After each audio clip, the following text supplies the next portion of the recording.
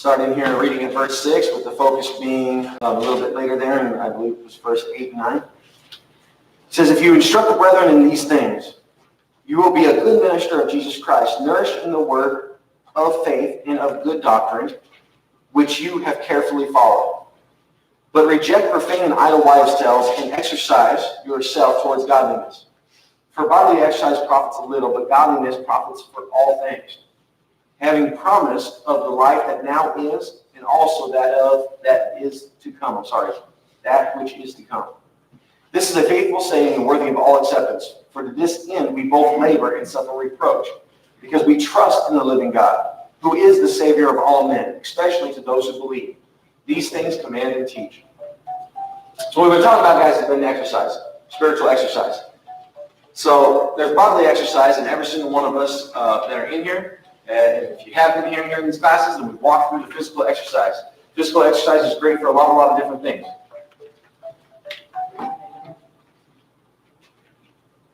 Physical exercise is great for a lot of different things. Yeah? Like, okay, stress, blood pressure, cholesterol, yeah? Muscle health, heart health, yeah? Brain health, yeah? Joint conditioning, lungs, yes? Physical exercise, will it help you live longer?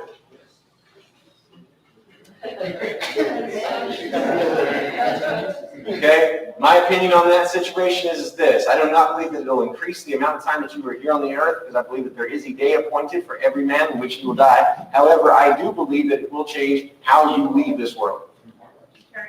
The quality of life leading up to it.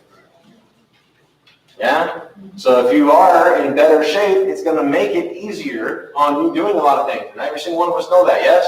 When we've let certain things go, then we felt consequences to those things, right? And if we've kept up on certain things, then we also feel the profitability of those things, right? Just in general. Well, the same thing goes for physical health, yes? And if we can see this as a physical health, then we know that it is, whether we exercise it or not. How much more then would the spiritual be? The need for spiritual exercise. What are things that spiritual exercise can increase? Sorry, Tony. Sorry, pushing on to my next point there. I'm sorry about that. Seems like they should go hand in hand, like together. You know what I mean?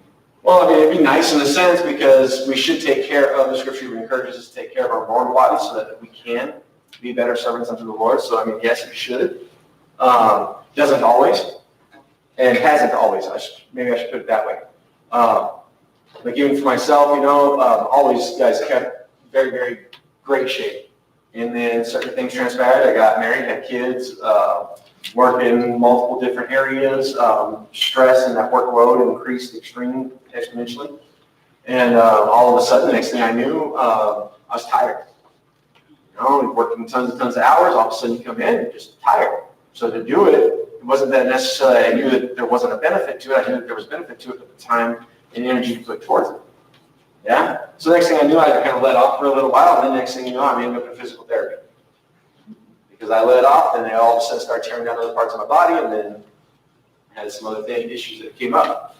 Took years for some of those things to build up, but it is what it is. So yes, it should, but it doesn't always. But the spiritual, guys, is the side that I really want us to focus on. Because if we do focus on the spiritual side, I think that there might be things that even Tony's talking about there where it kind of should go hand in hand, that maybe you can see then the side of the need for the physical to take care of that, but we can be here to continue to exercise the spiritual. Yeah? All right. So what are some of the spiritual exercise benefits? No, not exercises, the benefits of it. Okay? So strengthening. Yeah? Strengthening reality. It's faith right there. Yeah? Endurance. So, you know, you got to have your lungs, right? You got to be able to keep on going. Even though you're tired, even though other things are wanting to shut down, you got to keep on going. Yeah? Yeah, it's conditioning. You know, what about heart? Conditioning. Mind conditioning. Yeah? What about stress? Blood pressure? Yeah? I mean, like, so I mean, it's funny because then some of the things that even on the natural side, the physical exercise, the spiritual exercise can help with those things too. Yeah? And so again, guys, you know, the importance of it, but then physical exercise, how long does it last you for? Okay, until you quit doing it, until you can't do it no more, or quit doing it, one or the other, or sometimes those go hand in hand. You stop doing it, and then you get to the point that you can't. Well, physical exercise, the benefits of it start doing pretty quick once you stop doing it. Yes, true. Immediately. That's true. Guys, the reality is that it will not be a benefit forever. There will come a point in time that no matter how great that you are at it, and I encourage you, whatever age you are, to get in there and start doing it. Start off little by little. Don't go crazy. But little by little, and work your way up. There's a story of an 87-year-old lady who had lost her whole entire family. Everybody finally passed away and everything else, and she's sitting there and she could not move. She had to use a walker to be able to go anywhere and do anything. And her muscles and tendons were at her age, like as far as like the wear and tear and all that kind of stuff, the way they would look, right, on x-rays and stuff like that. She started off little by little, but she remembered when she was young, she loved running. So she started little by little, and next thing you know, she ended up competing in marathons until she was 97 years old and passed away. So she worked her way up and then was actually able to get out there and actually do it. So and by the way, when she died, they said that her tendons and things like that were like that of a 50-year-old. Even though before they had looked like they were of her age, right there around almost 90 years old. And so like it actually started looking better as more and more she uses it. So I definitely encourage you on the physical side. But that being made, that point being made, there will be a point in time in which physically you are going to fall over and die. So there's going to come a point where the physical exercise, guys, will end. And the profitability there of it ends. Yes? But what about the spiritual exercises? They last forever. The importance and the impact that they have is forever. Well, because it is for others, so it is forever. Yeah? So guys, the physical exercises that we already have talked about, back on my other page here, we've talked about, guys, some of the ordinances, and one of them that we brought up last week particularly was tithes and offerings. Yeah? So what are some of the other ones that we have spoke about already? So tithes and offerings is one of them, setting aside a tenth and an offering. How does that exercise? So an exercise is something that you're going to put forth effort in, focus, and everything, time set aside for, in order for your faith and your reality of God to be increased. Yes? Yes. So tithes and offerings is one of those. How often do you have to exercise tithes and offerings? Okay, so Anthony says as often as you receive income. I heard somebody say as often as you give that tithe. Jim said every day. See, so like for me, guys, and there's moments and times with it, like, and I wish it was more of the everyday in my mind. And it is more often now than what it once was. Okay? But yes, when you receive the income, definitely. When you're putting it in there, definitely. And those are moments of worship, right? And praise, right? But daily, guys, you know, have you ever went into work and then were mad that you were there at work? Never? Me neither. All right? But if you ever have one of those days, have you ever, in those moments, just stopped and realized that it was God's job? That God gave that job to you? That it's a privilege and an honor for Him to be able to hand that to you and to give you the ability and the brains and everything else in order for you to be able to work that job and be productive? Did you realize that that was a calling of God that He called you to be in that moment right then and there, to be working that job? The way you put the question, it's like, I mean, at 10%, you could figure that annually. And still, it would boil down to every day, because it took every day to make that annual income. Okay? All right? Let me follow you there, Tony, but Monthly, like, it's still going to boil down to every day. well, my point is that the worship in tithes and offerings, and it's of the mind and the heart, because that's what tithes and offerings is all about. It's about in your heart and in your mind recognizing that God is the giver and the taker of all things. That's what it comes down to.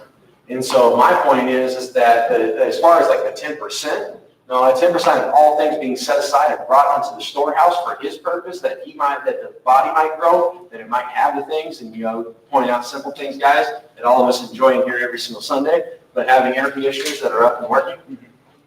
And guys, even up to this week, we had AC techs coming down, they're doing things, and we're going to have them back again next week, all of that, it's income, right, is what that costs, and so we all know that, that tip and that offering that goes in, and it goes towards all these different things in order for those things to function, which is great and wonderful. But, the 10% in offering should be so much more than that, but what I'm talking about is the heart and the mental side of the exercise of it, so you're going into it already looking forward to that check coming and the fruits of that, because every day it's a day unto the Lord.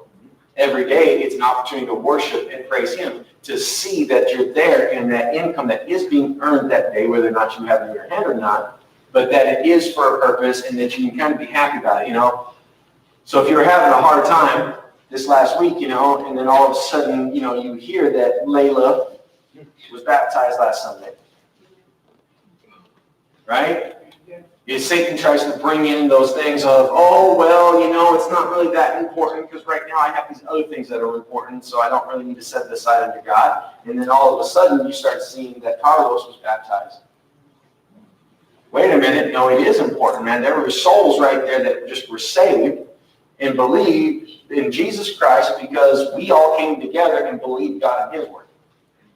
Yeah? And so, guys, that daily being able to come, especially in those moments, and that's what's hard, isn't it? It's not hard to exercise when that's just what you're doing all the time. But it's in those moments when it's not what you're doing, and you have to stop everything else and set aside the time for that. So in tithes and offerings, when you bring that in on a daily side is when you're in that heat of the moment, in that work, and to stop and say, wait a minute, God, thank you. Oh, there's all this stuff going on. Wait a minute. Oh, yeah, God, thank you. And thank you that you give me the ability to deal with all these things that are going on. That you've called me to deal with these things that are going on for your purpose and for your kingdom to be built. And you know what? At the end of it, I'm going to receive a little bit of fruit. And from that fruit, I can set aside a tenth and an offering, and I'm going to be able to bring it and worship you even more.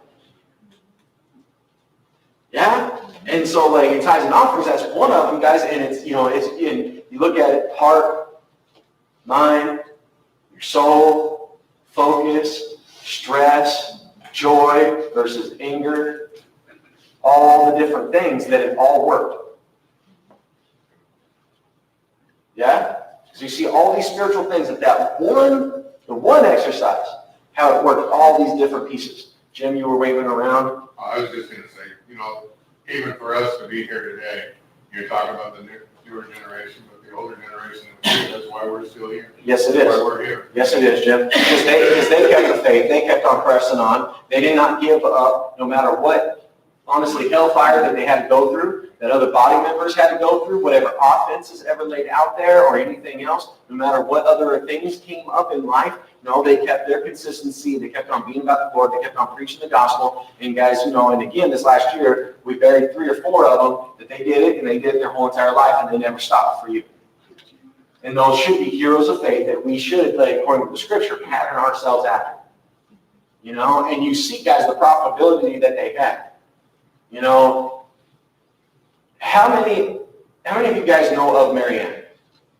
How many of you guys got to meet Marianne? How many of you just know of her, but you never actually got to meet her? Okay, how many of you could receive calls from her, but never actually got to meet her? But didn't really know her all that well. So there was 3 or 4 guys almost in every single hand, that every single one of those questions. So she was touching people even though, and she just continued on in faith, is all she was doing for you. Yeah? Even to the point that she would do something else, which is why you got those phone calls, which was another piece that we had in here that we talked about last week, which was exhort one another. Yeah? Because that's what she was practicing. She was exercising her gifts of exhortation, so she actually picked up the phone and called you. Yeah? I say we should work and give of ourselves each day on a daily basis, and complete our task as if we're working for God each day. That is. He's the one that brings our increase anyway, so we should do it with a joyful heart. Yes, we should. Yes, we should. And I think that some of the exercises allow us to do that. Right. To where we don't get caught up so much in this world. Okay, and that's kind of, I think, really in my heart, the point of this class. All right, is because we do have everything else in this world that is going on, that is constantly pulling in all the other directions. That do try to wear us out and burn us out and bring us down. So to push past those things, to put forth the time and the effort for the Lord and for His service, and in that, to praise, the honor, seeing that He is the giver. As every day, I used this a lot last year during school, but every day is a good day. You know why it's a good day? Because it's the day the Lord has made. Yeah? So yeah, we can always rejoice because today is the day the Lord's made. So I've got to go through this right now. Rejoice. You know why? Because that's the day the Lord's made. No, but I don't like the feeling of this. Well, guess what? It's still the day the Lord's made. Can't you love Him? Yeah? Press on. Work on. Guys, that exhortation. Exhortation is big, guys, and it's one thing in a lot of ways, guys, that I feel like we have actually kind of backslidden on. Okay? It was something that there for a while that we were really just whacking at all the time. And I think that what's kind of happened in a certain extent is that some of us just really did. Guys, get busy. I'm not trying to use it as an excuse. I used to always give everybody a hard time to ever try to use it as an excuse before I had to go through it. But, you know, I did. I got married. I had kids. Took on more responsibilities at work. Next thing you know, like I said, it has a lot of time. I mean, it ain't nothing personal. But different ones of you will pop up in my mind. And I'm like, you know what? I should call them. I'll call them as soon as I sit down on the couch. Dang, the phone's over there on the counter. I really would like to call them, but then I'd have to get up off this couch. And I just sat down after 12 hours of going. Like, and in 6 hours, I got to get up and do it again. And you feel these waves of all these things instead of just, no, I'm going to set aside the time right now to actually go do this. And that's something that even within myself, I'm battling. And if I'm battling it, then I believe that every single one of us are. Or maybe even not even having the thought of the battle in the first place. Because there's just everything else, yeah? But guys, I mean, if we're exercising that exhortation, you know, there once was a day that I think almost every single one of you would get a call or a text message from me at least once a week. And if you ever missed, I know you did. Because there once was a time where literally I would keep in my booklet every single person that attended services, and if they were not here, I would message them after first service. And for them to be here for third service. And if they weren't here for third service, then I would pray that God would send down lightning and no, that's not what happened. No. I'm just making sure that you're still awake and actually paying attention. All right. No, but then, you know, I started praying for them. You know, of asking others to reach out. Things like that, you know, guys. And you know what? Those are things that we can do. And we could do that as a class together. We could practice these things together. And that was another thing I used to do all the time was ask you guys to practice these things and actually come to the point that I would force you to. I don't know how many of you remember those days. So if I need to go back to that, maybe I will. Make a list. And what was it, 4 or 5 names? Each person. You call them. I don't care what you say to them. If it's nothing more than just, hello, I'll see you Sunday. But you call all 5 that are on your list.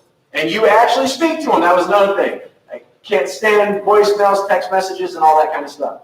My dad's mad at me right now because I haven't cleaned out my voicemail cache in like 2 weeks. And actually I did, but it got filled back up within the first day. So, and then I just haven't cleaned it out since. But anyway.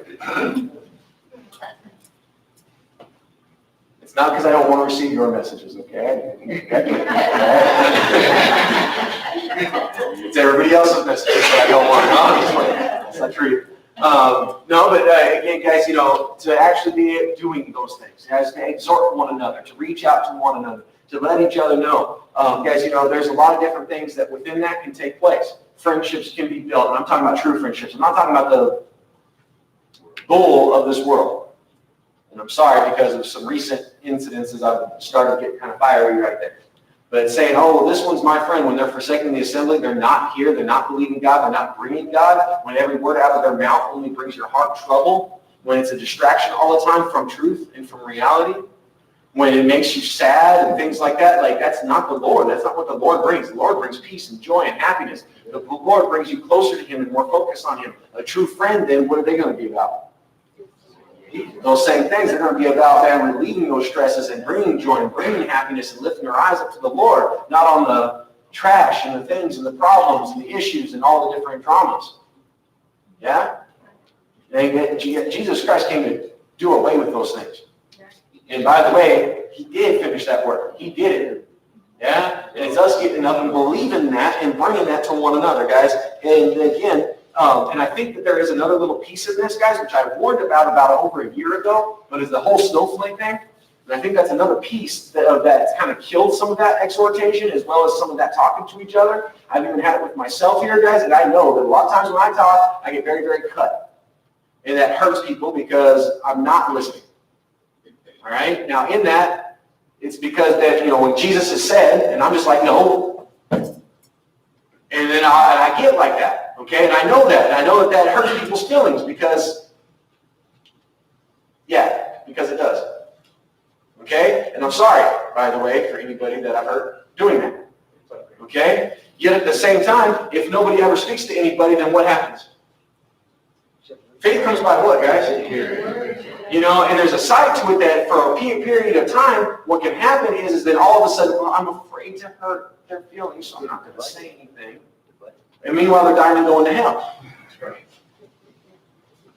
Yeah? Meanwhile, they're falling away from the body. And what does Hebrews say? Do not forsake the assembly. Be careful lest you drift away. Turn back an erring brother. Yeah? Save their soul and remove a multitude of sins. Guys, I mean, these things are big in that we would practice. And like I said, I understand that right now there's a lot of sensitivity out there. But you know what? No matter what color we are, we should be able to walk up to each other and tell each other the truth according to Jesus Christ and love each other in it. Yes?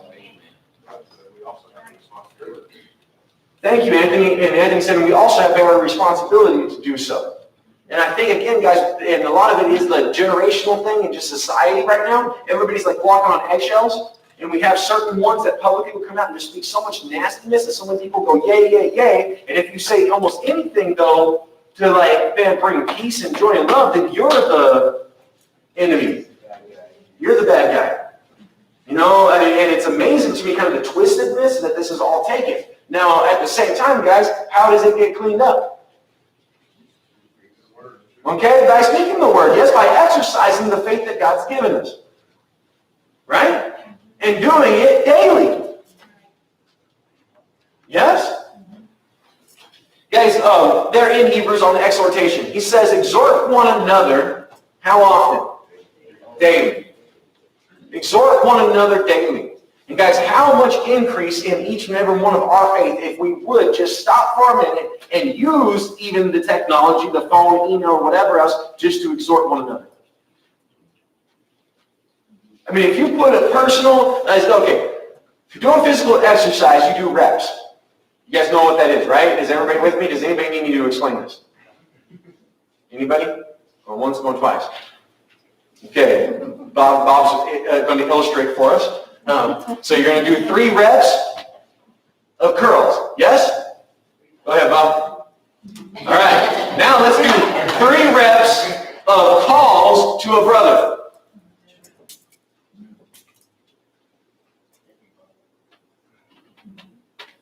Yeah? And Bob, don't stop doing it too. No, I'm talking about the literal calls. The literal calls. No, but seriously, guys, man, just to do that, even just three times, if we just call 3 people in a day and say, hey, I love you. If it's on Monday, I'll see you tonight. Tuesday, hey, I'll see you tonight. If it's more than we all coach it. Yeah? Encourage them to be. Yes? Yes. See you Sunday. Yeah? Again, guys, I know that like this game on Friday night or whatever else, but it was kind of sweet in that sense to be able to be like, hey, I'll see you tonight. Hey, I'll see you tonight. Yeah? And then, guys, it was also really, really sweet because, every single one of us had worked Friday. Yes? All of us had worked all week long, and it's a Friday. So most people, when it comes to Friday, what do you want to do after being at work all week long? Party. It's one or two things, either sleep or party. It's one of the two, right? That's usually the two things that kind of come through. Either I want rest, or else I want to go let it all out. Right? And it was sweet because, guys, how many individuals that night, guys, and again, it's something for football, for South, and to support Eric there, but how many different families and individuals that I know that set aside their own things and made plans and reservations to make sure that they could be there. And guys, just use my wife as an example here. So I call her up and I'm like, hey, listen, man, this game is happening. How can we make this happen? Because by the time I get out of work, she gets out of work, we got 3 kids, getting dinner, getting to the game, all these different things. Like, how do we make this all happen? Okay, well, let's do this. We will change plans here and there for the kids to be able to be here at this time. That way we can have them, take them with us, meet up here, run, change, don't need to change shoes, this, that, and the other, okay? Then over to a restaurant to be able to be there by a certain time to be able to eat. That way we can make our be able to be over there by the next, like all of the planning. Guys, we do that for Monday nights, don't we? Yes or no? Yes. Okay, I'm going to get out of work at X time. There's going to be this, and this that I either can or cannot accomplish. Maybe I have to push it off or whatever else in order for me to be able to be about the Lord. And then when we do it, what do we feel from it? Accomplishment, relief, joy, peace. There's increase in faith. We get to fellowship with brothers, so forth and so on. Because instead of being about the world, what the world would say, our things, we were about His things, and being about His things actually made it better for our things. And God gets all the glory and praise and honor, gets lifted up and exalted, and then the gospel gets preached, and people get saved. Yeah? And guys, I don't know if you guys remember, but back a little while ago, we were talking about the mystery. The mystery. Guys, this is part of that mystery. Because it doesn't make sense according to this world. But all of the evidence is all laid out right there in front of us. Yeah? And it shouldn't be a mystery to us any longer, man. God is true. His words are true. Loving Him and being about Him is true. When we are, guys, the blessings that flood out is true. Yes? And guys, really, we need an increase in those things. Bob?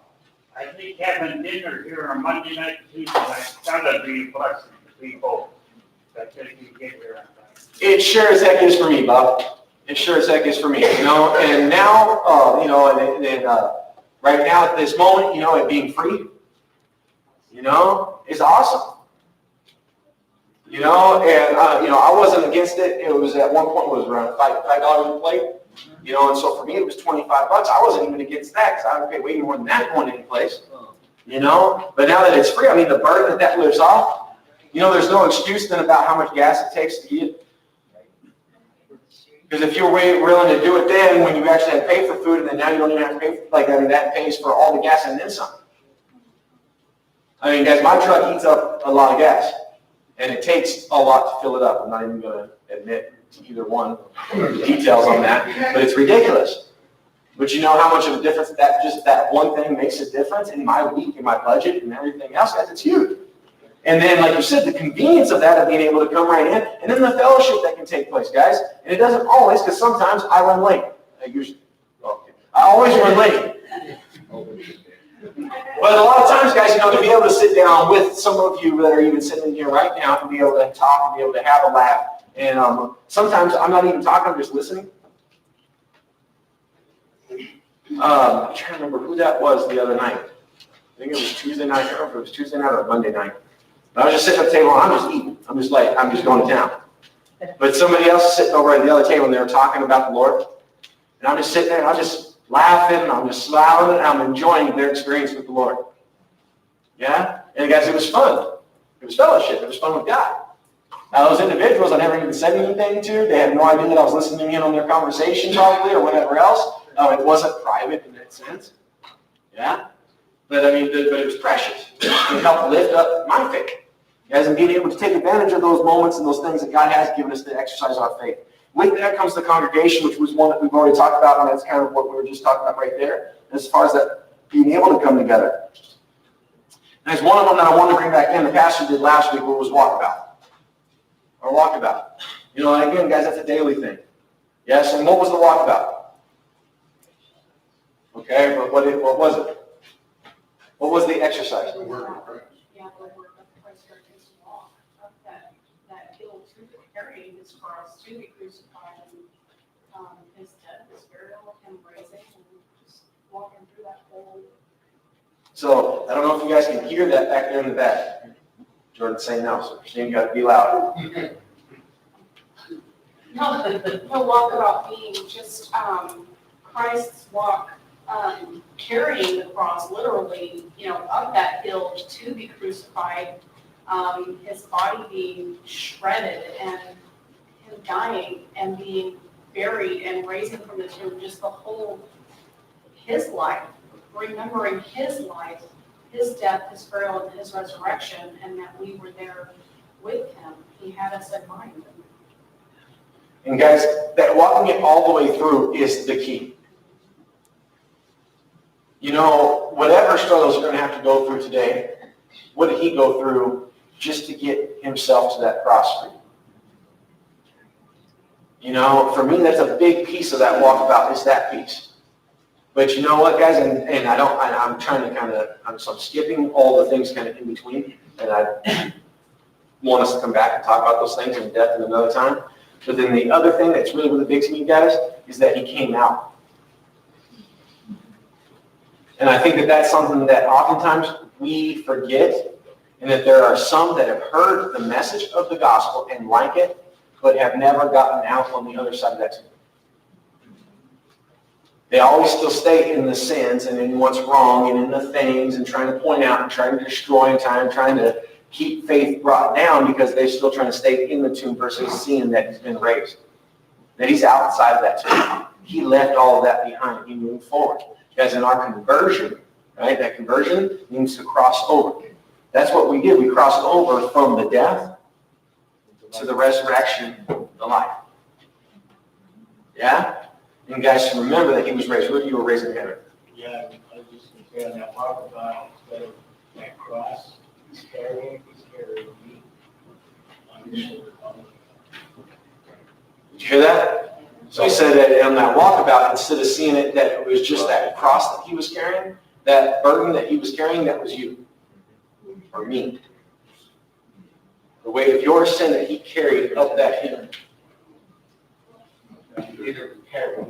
That literally carried me up there, all the way up there. Got me paid on there, nailed, paid for, buried, and raised. That was you. That was me. Yeah? Beautiful. Beautiful, guys.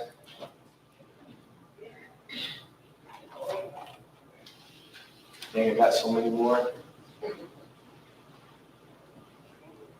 One thing that we're here to do, guys, today is a part of our diet. Okay? Diet is what you consume and which gives you energy to be able to go on. Yes? What you're going to eat. Yeah? That's your diet. As one of the reasons why the congregation takes place is that we have something to feast on. Yes?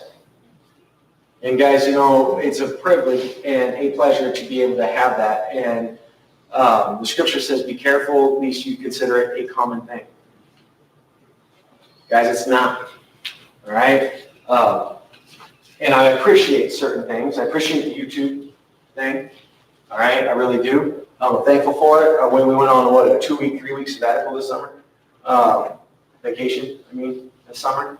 And we were out and away and everything. And, you know, the first few days and everything, everything's good, right? God's real, and then all of a sudden, you know, after 3-4 days of not really hearing anything, all of a sudden Mickey Mouse starts becoming really real, and Jesus Christ dying for all of our sins, not so much. All of a sudden, the what's costing for Mickey Mouse starts becoming really real, and not the tithes and offerings, and the praise and worship of the Lord that created those finances in the first place, that we could be having that experience. There's all these different emotions, there's all these different things, people aren't acting and reacting the way that I would like them to. And there's this and there's that. And then it was Sunday morning, and we were actually having to pack up to leave and move on to the next part of the adventure. And YouTube pops up. And so I got to sit there and I got to watch the service. All right? And I'm still mad they never recorded any of the Sunday school classes. I'm still mad about that. All right, Paul, Rudy, I'll forgive you guys someday. No. But seriously, so I got to watch the service, and it was sweet, and it was beautiful, and it was awesome, and it really, really was exhorting. Yes? It brought back, a lot of things that had drifted away from me, or I had drifted away from, right? So it was precious and wonderful, but it was not the same. It was not the same. It was not the same heart. It was not the same spirit. It was not the same energy. It wasn't the same reality. The same things weren't sticking the same way as they normally do when I'm here. There was no being able to speak to anybody. I could type things to Rudy or Paul back there, but even in that, guys, like I said, even within text messages and everything else, I'm thankful for quick forms of communication, but you lose all the personal, you lose all the reality, you lose all of the realness to it. And even when you're sitting there watching it on TV and on the YouTube, guys, and I'm thankful for the words because the words are true, but it's just not the same. Just not. Doesn't have the same effect. Doesn't have the same exhortation. Doesn't have, like I said, and it did have some, because the words were true, but it is not the same. When God says that we come together as a congregation, then man, guys, that's so big. So in that diet, guys, is being able to actually, have you ever been hungry and then watched the Food Network channel? I'm serious. And doesn't everything on there look appetizing? But what does it do for you and your hunger? It didn't satisfy it. It doesn't satisfy it. You can't smell it, can't taste it. Now you can enjoy it still. And it looks good. Yeah, there's some things like that, but then there's nothing. I love this. Have you guys, I don't know. Sorry, go off on this. Chef, have you guys ever watched that movie? No. Chef. Oh, yeah, the truck, yeah. Have you watched their show? So the guy who wrote and made it, and the guy who trained him, have started a show. I don't know. Anyways, great show. I love watching it, guys. I'm a foodie. I love it. I enjoy it. I like cooking and things like that. So I've enjoyed the intensity and the passion that they have for it. Anyways, love it and everything else. But you know what? Without actually being able to be there with those guys, doing it with them right there in that moment, how am I going to create it exactly the way? If I can't talk to them and they can't be right, when you see them doing it, you can understand the importance of them being there together. Not to say that you can't do some of the similar things or whatever else if you're sitting at home and you're following, but it's still not the same. Not a human experience. It's not the experience. It's not the and you say human experience, but really it's the spiritual experience. It's the soul experience, guys. I love being at. Have you guys ever watched a football game? Yes. Yeah. Have you ever watched a playoff game? I know it's been a while since the Cardinals have been in a playoff game, but have you ever watched a playoff game? Guys, the intensity of watching a playoff game is exciting. It just is. Have you ever been to one? Me and my wife had the pleasure of going to, the Eagles versus the Cardinals in the championship, the NFC championship game. Oh my gosh. Literally your skin was vibrating. And it wasn't just it was the intensity. You could feel other people's intensity. Literally. They talk about the aura or whatever else. Oh my gosh, I don't know what colors would have been putting off, but oh my gosh. It was intense.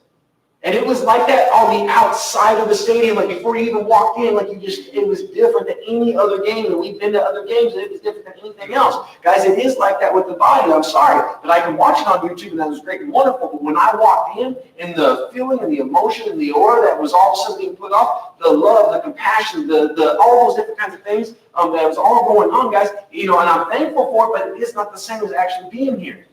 It is not the same as actually having that intimate experience, that personal experience. Yeah? And so, guys, that diet, being able to take that in. Now, I got to hit this before we go, and I'm sorry, I'm not going to be able to address anything. But I'm going to have to hit this, I got to put in this one other piece on the diet. Guys, the diet with God is not just about what you take in. Because it is what you put out. For if you share the gospel with somebody else, you know what you're taking back in right then in that moment? The gospel words. You're actually, and so guys, it's an amazing thing with God, because so with food, it's not that way, right? Don't want to get too descriptive on this point, on the food side comparison, but with food, it ain't that way, right? I mean, if you lose it, you lose it, right? And it's not a pleasurable experience, right? But with the gospel, guys, it's quite the opposite, man. Giving it actually allows you to have more of it. Jesus Christ himself with his disciples, and he says, you know what, man, I've had food that you know not of. And that came after he was sharing the gospel with others. Amen? And guys, whether we do it in exhortation, whether we do it with a lost person, and all those different ways that we can exercise this, guys, that diet then gets increased. So then what we're taking into our heart and our soul is more of the Lord. Yes? And I don't know about you guys, but with this world, guys, and the influx of just all the different things that are going on and that information constantly being pounded in front of me, I need to be on a stronger diet of the Lord. Not lessening my diet of the Lord. Yeah? Amen. And guys, I'm a big muncher. Yeah? The worst thing about me is, where most of this comes from is because after 10, everything tastes so much better. No, it's that late night munching and stuff like that, guys, and I'm really, really bad about that. I know I am. I need to find some way to put a lock on my cabinet that unlocks after a certain time and locks at a certain time, something to keep me out. But guys, spiritually though, you know what? That munching on the Lord like that, should be all the time. Yeah? But guys, to even be able to have those experiences with them late at night means that you probably need to have experience with them during the day. If you go all day long without having any of that diet, then it's not very likely that you're going to that eat. Is my point. Yeah? And so guys, man, exhort one another, love one another, let's be here together, let's keep on charging, let's build the kingdom of God, guys, let's just keep on going. Thank God, 2 baptisms last week. We had one the week before that, 2 the week before that, 1 the week before that, guys. It's just been precious. A lot of that has come from our youth, which is the next generation, guys, which 2 sides of that. One is thank God for those before us that allowed this generation right here to be coming forward. Thank God for you guys and your continued faith, and you guys continue to press on that allowed these ones right here. And let's continue on. These ones right here might grow up with us and be better than us. Yeah? All right. I love you all. Have a wonderful day. Thank you, guys.